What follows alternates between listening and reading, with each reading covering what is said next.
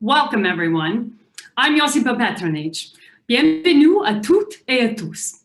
I'm the president and CEO of the Canadian Urban Transit Research and Innovation Consortium. After many years of conferencing about low-carbon smart mobility, I am very proud to welcome you here today to CUTRIC's first annual Zero Emissions Bus Technology and Transit Operations Conference. Before we get into the details of ZEB and all things ZEB, I would like to acknowledge that we are grateful as Canadians to be gathered on Indigenous land across this country, across the United States, and globally. At my home in Toronto, I acknowledge that the land I reside on is the traditional territory of many nations, including the Wendat, the Anishinaabeg Nation, the Haudenosaunee Confederacy, the Mississaugas of the New Credit First Nations, and the Métis Nation.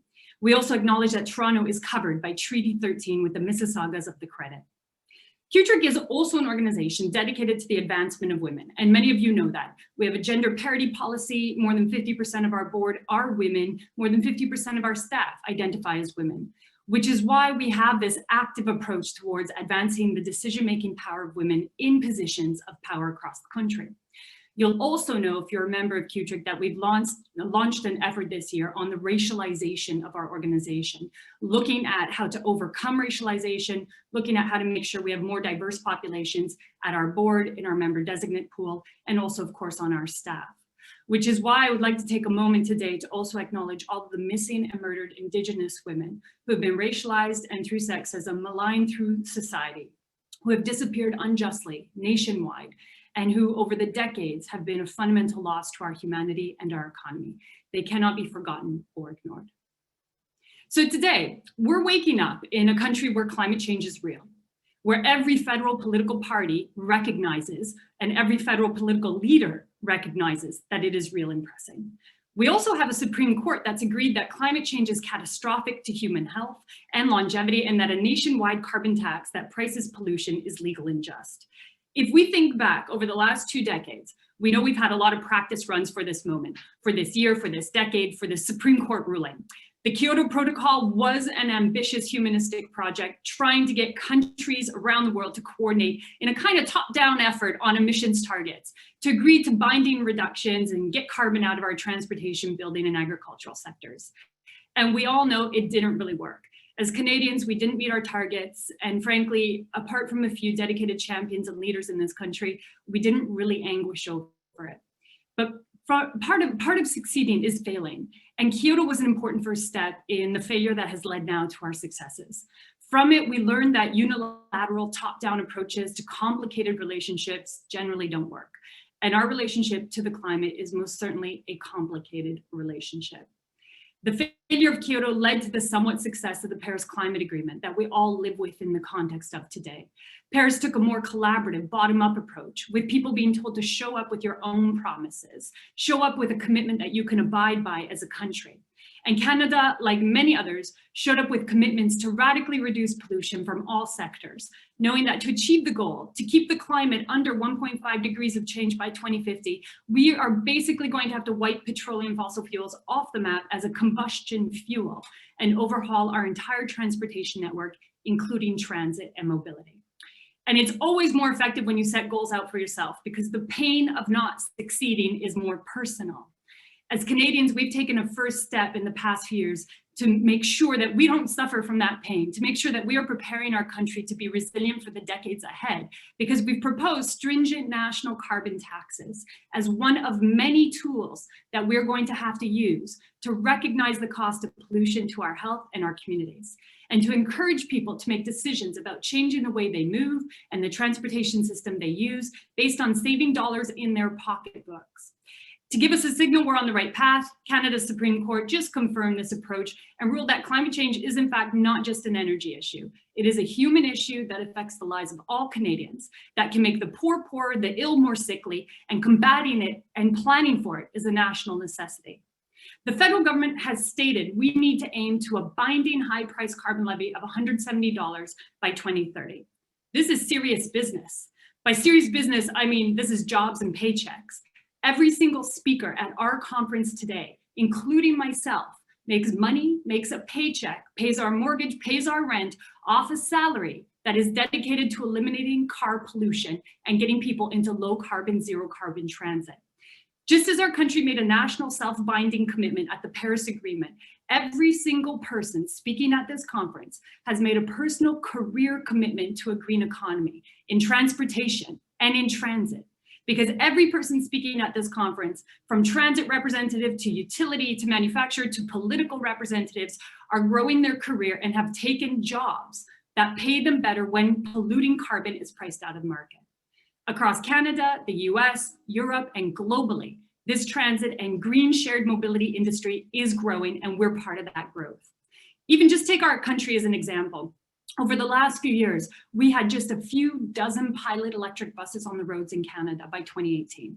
We've now deployed over 100 zero emissions buses across the country. And as of 2021, another 250 have already been announced for procurement in short order. It may sound small to start, but unlike electric cars, which households buy one, transit fleets operate in stepwise function with large procurements.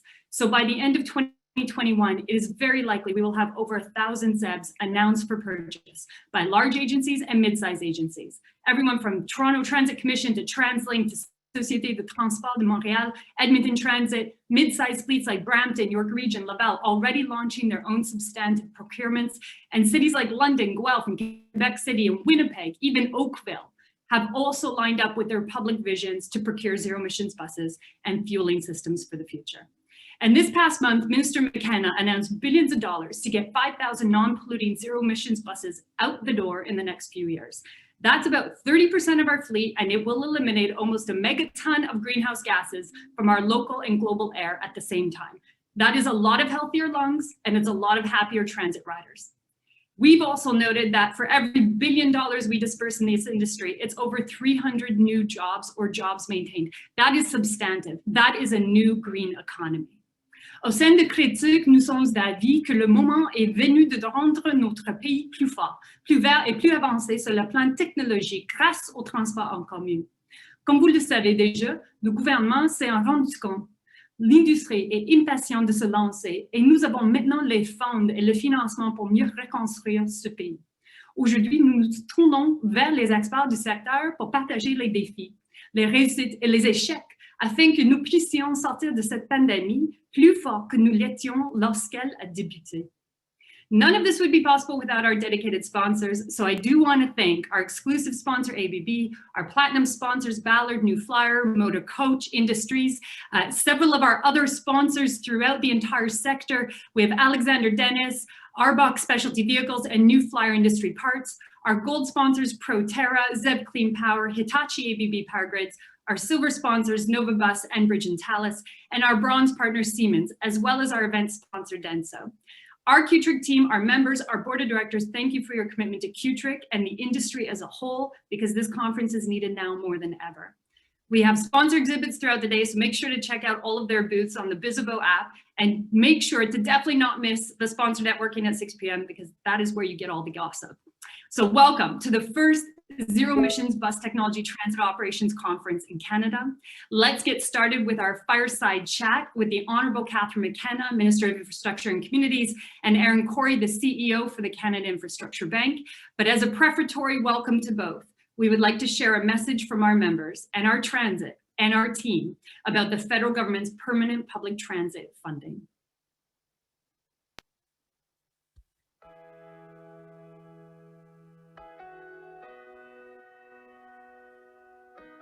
Bravo Canada pour cet investissement dans l'infrastructure de transport en commun. The City of Brampton would like to thank the Government of Canada for their recent funding commitment to public transit, which will occur over the coming years. We want to say thank you to the federal government for the creation of the Public Transit Fund. We'd like to applaud the federal government for their recent announcement of $14.9 billion of funding that includes $3 billion a year of permanent transit funding, and their commitment to assist transit agencies in accelerating the transition to clean transportation and electric mobility across Canada. Thank you. ABB is proud to support the clean energy transition and wishes to thank the federal government of Canada for their funding. Hello, I would like to thank and congratulate the Government of Canada for taking this pioneering step towards making public transit emission-free. Thank you for investing to enhance the public transit system in Canada. So today, in the name of Ballard, I would like to thank the Government of Canada for the funding to public transit. I just want to thank the Government of Canada for this investment in zero-emission buses. For the city in Burlington, it has a huge impact for us to move forward our plans to introduce ZEB buses into our fleet in a much more rapid manner than we would be in the past without this infrastructure funding. Transit will be greener and cleaner, reducing the carbon footprint of every rider and reducing the impact on climate change. This long-term commitment to public transit infrastructure will provide a flexible and reliable source of funding for key transit projects for years to come. Thank you. This funding allows CUTRIC and its members to continue innovating, manufacturing and improving the lives of Canadians across the country through low carbon mobility. Thank you. On behalf of Ontario's engineering community, I wish to thank the federal government for this significant investment in public transit. This is the kind of funding that will help to make sure mobility is available to all Canadians in all communities at the levels we need for the highest quality standard of life in the world. So thank you to the Government of Canada, and especially Minister McKenna, who has tirelessly advocated for permanent public transit funding and for transit for all Canadians in all communities. 14.9 billion is a great start to a brilliant century ahead.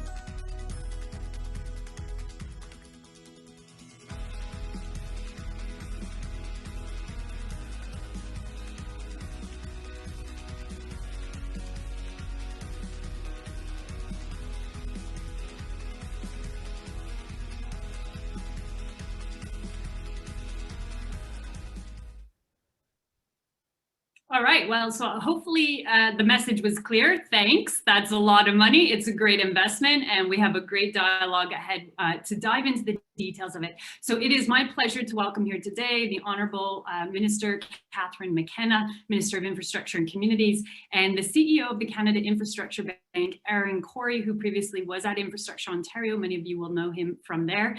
Minister, welcome. Ehren, welcome to the kickoff fireside chat for the ZEB conference today. Great to be here. It's wonderful to have you. And I think we've got you both on the screen there. So I'm going to dive right into it because we've got a lot of questions from our members, from our board, from the industry across the country. As you will have heard, we're clearly thankful. I think the industry is very thankful because large investments like the one you announced, Minister McKenna, give a market signal. There's no doubt about that.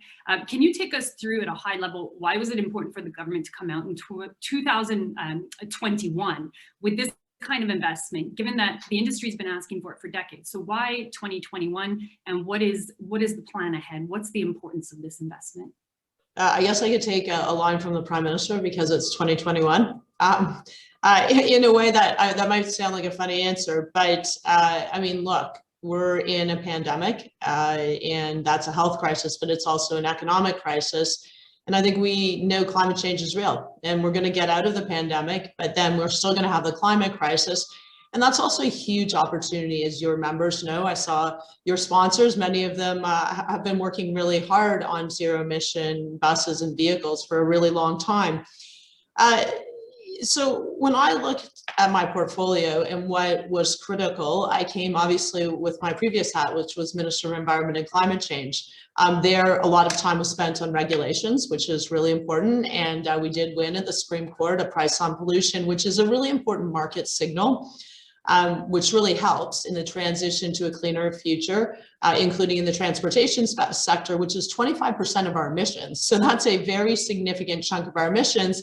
And the good news is there's a huge jobs, economic and productivity competitiveness story there. And I don't have to tell your members that because they're well known in Canada, but also around the world. And so, first of all, it's really important that people not think like, oh, we just suddenly came to the public transit party. No, our government is investing $28.5 billion already over 12 years. That includes electric buses, zero emission buses, and that's, so far it's been 300, but we need to scale. And as I say, we have a huge opportunity because some of the top producers of electric buses, zero emission buses, the technology behind it are Canadian. And that means good jobs at a time when we need jobs, growth when we definitely need growth, and also climate action. So recently we announced, well, first of all, as part of our climate plan in December, the Prime Minister announced that we would be moving forward on permanent public transit funding, that we see that as critically linked to our climate plan, but also our plan for 1 million jobs. Then we announced this year, not only permanent public transit funding, $3 billion per year, which is really important that people are able to plan. These are often, large scale projects, but even for your regular procurements on buses, you need to know that there's going to be money there and you can build that in. But we announced an additional almost $15 billion for public transit. So actually stay tuned. There's another announcement that's coming out today about how we're investing that money. But a key part of that was zero emission buses. So we also announced recently $2.75 billion for zero emission buses. And good news, we've got Ehren Cory here because he'll also talk about the $1.5 billion of the bank that the bank has that we can use to leverage the private sector. So this is all part of the plan. When I say that, I'm a mom, I'm Irish, we need to make sure we get multiple benefits out of every taxpayer dollar spent. That's exactly our plan. In fact, leverage more through the bank. So what are we trying to do? Trying to tackle climate change. We have a huge opportunity to move to a cleaner future using zero emission technology. And we better do that because let me tell you, it's a real competition. If you look at other countries in the world, China most notably, but also the US. The US is really, I spent a lot of time talking to my US counterparts. They see this as a huge opportunity, and that's the direction they're going from a climate perspective, but also a jobs and supply chain perspective. So I think it's good. The U.S. is a partner. It's also a competitor. So we need to be moving in that direction. 2 is, well, climate, 1, 2, jobs and economic growth, and 3, inclusive communities. And you can't forget that. I think we've seen in the pandemic the differentiated impact on different communities, on different people, groups, like whether it's women or racialized communities, lower income Canadians. And who uses public transit the most? Women, low income Canadians, often racialized Canadians. So we need to be supporting investments that support them. Public transit, sometimes people say we're in a pandemic, we should be, less people are taking public transit, maybe we should just give up on it. I feel like that's the absolute wrong idea. We got to double down. We need to create more inclusive communities. We need to create jobs and growth, and we need to tackle climate change. And the answer, not the only answer, but one of the answers is public transit. And that is why we are moving forward. Mr. McKenna, those are great words. I mean, at the end of the day, the stories about killing pollution from the climate, getting people into better transit, making transit better, all of these great stories, and it's good for women in a post-pandemic environment too. And to be frank, like in context, we do better than the US in terms of transit ridership, but we're nowhere near as dense as Europe. So we're somewhere in the in-between, and we clearly got to get a lot more people into faster, cheaper, greener, more technologically innovative transit to get them out of their cars. And so, Ehren, I'm going to turn to you for a question about this because, of course, the government's made this huge commitment to transit, big market signal, but a big part of this is financial innovation. And we know by definition that new technologies haven't come into transit because the funding mechanisms used in the past have not promoted those new technologies. They're complicated, they're expensive, they take time to learn and integrate, and it's a whole system overhaul. So can you take us through the Canada Infrastructure Bank's role in financing new green technologies in transit and what that financial innovation means for an industry that's used to basically just funding? For sure, Josipa, and thanks very much for having me this morning. It's great to be here and nice to talk with you again. Look, the premise of the CIB actually, and zero emission buses are such a perfect example of the idea behind the CIB. But if we just go back a step, as much as we dedicate public funds, and the minister and the government announced not only on zero emission buses, but across the infrastructure plans to invest more government money, we also have to acknowledge that we always have a structural gap between what we aspire to build, the infrastructure we aspire to have, and what we can afford. It's really simple, and you can't actually financially engineer or trick your way out of it. The fundamental problem is a gap between what we can afford to build through traditional publicly funded means, at least, and the infrastructure we all want to have a functioning economy and a functioning society. So the CIB was created to stretch our money further. I like when the minister talks about being an Irish mother. I have the same gene at least, which is about how do we make our money go as far as we possibly can. So the CIB starts always with the premise, what are the other ways that we can stretch money further? And we're usually looking for other forms of revenue beyond the classic government funding. When you look at something like ZEBS, as I say, it's such a perfect example of why the CIB was created, because what we say is there is actually a revenue stream, in this case, the savings that come from the conversion, because this isn't just about, I mean, I understand the outcome is about zero emission buses, about greener fleets, and about meeting our climate change goals, but it also has a really great economic story to it. As fleets convert from diesel to electric in some way, shape, or form, or off of a carbon-based fuel, there's a savings that comes out of that. Mm-hmm. And that savings is ripe for us to monetize and to capitalize on. So what the CIB says is great. Yeah, there's lots of uncertainty, by the way, around that saving. There's uncertainty in how a technology will work when deployed, and its reliability and its cost, but that's okay. That's the kind of risk the CIB is designed to take. We can fill a gap. We can say, right, let's look at that pool of money that comes from the savings over the life of the fleet. Let's finance against that. Let's take risk against that. I often talk about risk. Risk is a good thing for us at the CIB. Risk is something we embrace because we're looking for opportunities where we can fill a gap. So if you take the $3 billion that the minister announced, but also the $1.5 billion that the CIB has committed to spending in the coming 3 years on zero emission fleets, that allows us to stretch that money much further and to have it work in tandem or in partnership. And we can talk more about this, but I can easily finance against that future revenue stream that is the savings that come with the buses. And that can probably pay for the difference in cost between a diesel bus and electric bus. It can also probably pay for some charging infrastructure.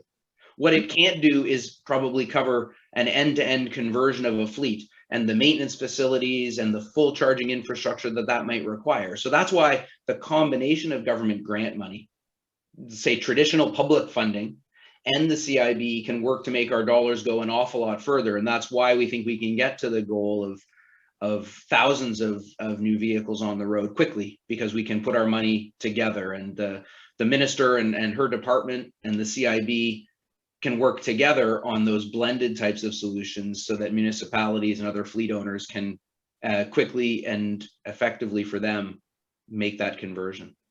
So if I can, Ehren, I mean, you know, the infrastructure bank itself is a bit of an interesting beast. It's not comparable around the world. And so if we put it in common layperson terms, it's basically Canadians got together. We're saying we're going to pool our tax dollars. We're going to loan money out on the hope that we get paid back. And we're going to loan it to technologically complicated things that help the climate, which, you know, RBC and CIBC and the general kind of loaners out there would not do because they have to pay back a shareholder that has really stringent profit margin goals. But, you know, as Canadians, we'll be happy with a payback, and maybe a little bit of profit would be great. But if it doesn't work out, we'll take the hit. And that's basically what the CIB is set up to do. And so what I'm understanding, what our members understand is, when you deploy a battery electric or a hydrogen fuel cell bus, or maybe other zero carbon type vehicle systems out there, there is a savings over diesel. And in that savings, we could pay the loan back. But as you said, all the other stuff, the chargers, the installation, the energy storage, the facility overhaul, the hundreds of millions of dollars, that there isn't really a savings. It's just upfront investment that has to happen. That might make sense over there at Infrastructure Canada. So Minister, I'm going to turn back to you to see, does that align with your understanding of how these two things would work together? Because in some ways the funding competes with the financing. And if you're a transit agency, you're now wondering, like, do I go get funding or do I go try and get financing? And what's the relationship between the infrastructure funding and the financing to get to this 5,000 zero emissions buses? Well, that's a really good question. Look, I'm just outcomes focused. And also, as Ehren pointed out, we're not like the bank, the government of Canada is not an unlimited bank, it's taxpayer dollars. And there's a gap between our ambition, which, you know, by the way, 5,000 zero emission buses is just the beginning. We need to, our whole fleet needs to transform. So for everyone here, get even more excited because we gotta have more ambition. We don't have a choice. So we need to do both. And we are working very closely together so we don't miss opportunities to crowd in more money. I'm sure it's great. I know that people like grant money, but we need to bring in more money, and that is better. So that's why we need the financing side. And as Ehren said, I mean, there's a real opportunity because you actually save money over the life cycle of the buses. But the problem, and I realized this quite quickly, I certainly wasn't an expert on zero emission buses. I didn't think it was that hard, but suddenly people went through the costs and the cost of the charging infrastructure. And, you got to get a new bus depot. You got to get all sorts of, investments up front. And so you need money. And I think you need both grant and you need to bring in more money through the Canada Infrastructure Bank. So we're working very closely together. We make sure that as we make decisions, as we design programs, we're aligned, and people should know that finance is on this too. So finance has said that we need to make sure that we are looking at financing, so that you can't just come and say it's way easier if we just get the money from the government. And I don't say that to make light of it. Of course, we play a significant role to play. Look at the quantum we are investing in public transit. No government has ever invested as much as we are investing. But still, we're not going to get there if we don't bring the private sector in. And actually, it's a huge loss. I mean, it doesn't make sense. And so innovative financing is definitely the way to go. And I'm really happy because we now have a supercharged infrastructure, Canada Infrastructure Bank. Ehren and I basically have conversations every single day. He's probably like, oh gosh, the minister is calling again. But that's the kind of alignment that you need so that we can really figure out, okay, how do we move forward? And the bank has done a lot of great thinking. And I think that we're really aligned. And I think you're going to see some announcements, not just about the program, which we announced, but actually about projects, which really is, at the end of the day, it's about projects and it's about outcomes. And the outcomes is more zero emission buses. I have a mandate for 5,000. That's a lot. But as I said, I'm not stopping at 5,000. We need a lot more than that. Minister, that's fantastic. I mean, 5,000 is about 30% of the fleet, roughly. We've got about 15,000 buses, but I'm going to put the question to both of you. Maybe I'll start with you, Ehren, a little bit about where are the big projects? If I open our eyes tomorrow and the money's on the table tomorrow, it's not going to deploy equally in all communities. And we've talked about this in the past because not all transit agencies are ready to go, right? There's a lot of complications. So there's some agencies that are more ready to go than others. And certainly we represent quite a lot of them. Where do you see the big projects unfolding in the next couple of years, the ones that are going to lead the way across the country? And what are you hearing, Ehren, if you can, to the extent you can reveal the secret sauce and the details behind the closed doors? Where are the big projects? What are you hearing about transit agencies? What will it look like in the next 2 to 3 years in terms of big deployments? Well, it's interesting, Josipa. What we're finding so far, and we've been having these, the growth plan, the CIB's involvement in ZEBs goes back to October when our 1.5 billion was announced. And of course, we had already started in the fall to have conversations with municipalities in particular. What's interesting, so first of all, we've had uptake in nearly every province. We've had conversations from BC to PEI. And interestingly, you're right about different levels of preparedness, but what's been interesting to me is it's not all just big municipalities first and smaller later. Actually, we've had a lot of conversations with, I would say, mid-scale municipalities who can quite quickly turn over a fleet and who are really gung-ho. So what we're finding, there's also fleet owners outside the municipal space, and some of your members, Josipa, probably fit this bill, but we're getting a lot of early traction with some of the other large owners of fleets. You might think of like school transportation and that sort of thing. So it's not going to be only in the municipal space that I think we see early traction. Some of those other fleet owners are also really keen. What I will say is that you've got to, as you pointed out so many times to me, there is a fixed cost part of this. You've got to actually make the investment in the base infrastructure. So the places where we're seeing it early, the municipalities that, and many of them are probably on this call today. So I won't name call them only because I don't want to jump ahead of us making announcements together. But for the municipalities where we're seeing early traction, it's because those municipalities have made a concerted, like a strategic decision to step over that divide, right? It's not a one-off thing you can do. So as we talk to the progressive municipalities, they've made that choice. The only other thing I'll say, you mentioned in your playback of what I said, which I thought was very good. You should be a spokesperson for the CIB because that was a very good summary. The one thing I'll say is, look, over time, our goal is to hopefully be out of the picture. What I mean is, as the technology matures, as the commercial issues go away, hey, if CIBC, just forget CIB, if CIBC and RBC and whomever else do want to lend, then fantastic. I mean, the goal of the CIB is to prove out that case. It's to fill a gap where there is one. But when there's actually a market solution, then even better, and we'll be thrilled. And I guess if the worst case is we didn't get to spend all 1.5 of our billion because we got $1 billion in, and then all of the commercial lenders were lending against fleet conversions against the savings that came, that would be mission accomplished for us, and we'd find other great ways to support the conversion. All that to say that the whole point of the CIB is to fill that kind of gap. Yeah, So Ehren, there will be no problem in you spending that 1.5. I don't think projects. so either. Not take that back. I don't think so either. But my point is just that our goal is to fill a gap, and as the commercial market steps in, then even better. And we'll get even further, I guess, is a better way to say it. But no, to answer your question, I think it's forget the next few years. The next few months, I think we're going to start to see a number of municipalities start to really make this push. And when Minister McKenna and I together had the privilege in Ottawa with Mayor Watson. I say in Ottawa, of course, I was here in my basement, as we all are these days. But the minister and Mayor Watson were in Ottawa, and we were talking about the program and similarly about how these things work together. The mayor, I think he's a great example of a municipality who does get it. He talked about, if I remember his quote, he said, "I like grants. I'll always take them, but I also love the CIB filling the commercial part of this and helping us finance against those savings. And when you put that hybrid together, it's going to allow us to go much faster." So I think that was his words. And partners like Ottawa are going to be, I think, great ones for the CIB and for the Department of Infrastructure and Communities.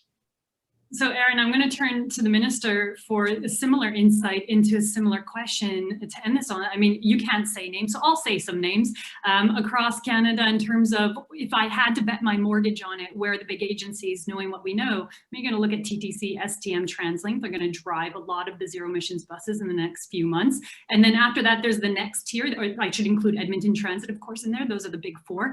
After that, we've got the next tier, the Laval, the Brampton, York Region. And then after that, we've got the third tier where the cities are lined up, but they're just starting their pilot or they're planning to deploy, and that's Winnipeg or Calgary with an early pilot, or RTC in Quebec City, or Burlington and London and Guelph, right? So it's not magic. There's an empirical finite set of transit agencies in the country that are ready to go. And we know that. I know you can't speak about it, but that's pretty much where I see it unfolding. And a little smattering of smaller agencies like, say now, or Grand Prairie, a few where they're going to do one-off bus pilots or a few little bus pilots early on, but those previous ones are really going to drive that 5,000 buses in the next few years. Minister, I don't know if that aligns with what you're hearing, but as an elected representative of Canadians, clearly you are getting feedback from manufacturers, from transit agencies. What are you hearing, and where do you see this unfolding in terms of the big players or the big projects in the next few years? I mean, there's a couple ways to answer this. I mean, obviously the big players are the big players. So if you're scaling, it's easier to scale with the big players, and they've had more time to use electric buses or zero emission buses to get more familiar with the technology. And the good news is they seem to have a lot of ambition, and I'm all for ambition. So I think, yes, of course, we're seeing that. But as Ehren said, I think you've seen also, you know, municipalities just realizing there's a huge opportunity, right? And some of them are really all in on climate action and some aren't. And so I'm always about the High Ambition Coalition, and that doesn't mean all of it's going to be through the bank. But look, take Charlottetown PEI, or take Guelph, or take Brampton, which is a bit bigger. I mean, they all have huge ambitions and they're out there moving forward. And so anyone can do this. I mean, we do have flexibility. That's the whole point with having the federal government money as well as the bank money. We can scale things, we can be innovative, we can figure out how to support people, because I'm not just here for the big players. I'm here for Canada. And I mean that not because I don't care about scale, because I super care about scale, but to scale, you need all hands on deck. You need to be trying this technology in all different places. You need to be having opportunities with all these different Canadian manufacturers. So I'm happy to look at whatever opportunities they are. And as I said, we've already invested all over the country. And some of these are tiny little places who said, you know what, we're in. And so to whoever's listening, like, be in. And if you're in, we'll work with you. I don't really care how big or small you are. Of course I care about scale, but I'm not going to leave, you know, the smaller communities that can show to other folks how you get there. And I'll tell you a story about Ottawa. It's kind of a funny story. I mean, but it's just, and I, you know, I love the mayor. I'm the representative for Ottawa Centre, but we started talking a few years about zero emission buses. And I said, like, you know, Jim, we really need to do more here in Ottawa. It's like, well, I don't really know about the technology, and, you know, maybe we'll do 1 or 2. I was like, 1 or 2? Like, I think Guelph is way more than anyway. So I was like, well, look, happy to work with you. So then, you know, we did a pilot, I think it's 4. And then suddenly we're at this announcement. He's like, we're going all electric. And I just had to laugh because momentum is a thing. And I don't know, you know, tipping points, whatever, but I think there is a tipping point. And I have to thank CUTRIC because you guys have been pushing hard. We have been working on this since I think I got in as minister, because I just recognized the huge economic opportunity, because I've met many of the suppliers.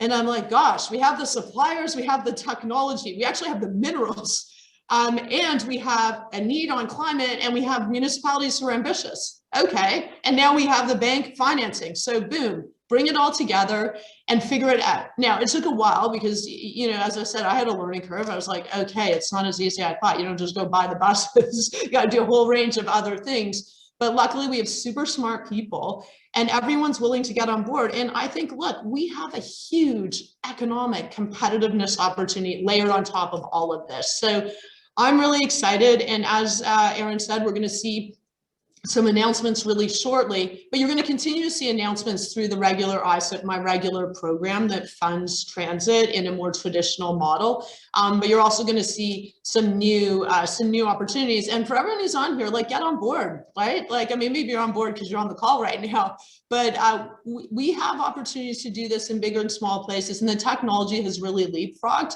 And the good news, if you take something like New Flyer, I mean, they're in Winnipeg, Manitoba. You know, I spent some time there. It's pretty cold. And it's pretty hot. So the good news is that we can figure this out.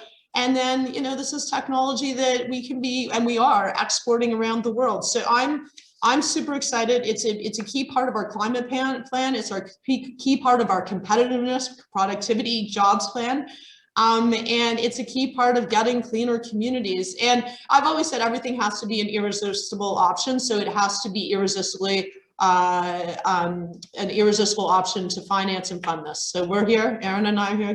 Pick up the phone when we get off this, call us. We're ready to do deals. So we will be on the phone immediately. With that, Minister McKenna, those are fantastic comments, noting small agencies can lead. We just finished modeling out Cape Breton and how they can get beautiful buses around that beautiful island. So more to follow, great messages about jobs, growth, the green economy, GHG reductions, and the federal government working with municipalities that are ready to move. Minister McKenna, thank you so much for your time. Ehren, really appreciate you in your new role. We're looking forward to working with you. And I'm going to conclude by saying, I've said it before, we have a female Minister of Infrastructures and Community, female Minister of Finance, Chairperson Borman at the helm. I think this is where you start to get, with gender representation, fundamental change in our mobility. It's not so bad either. Yeah, Ehren, we're bringing you into the feminist circle. Welcome.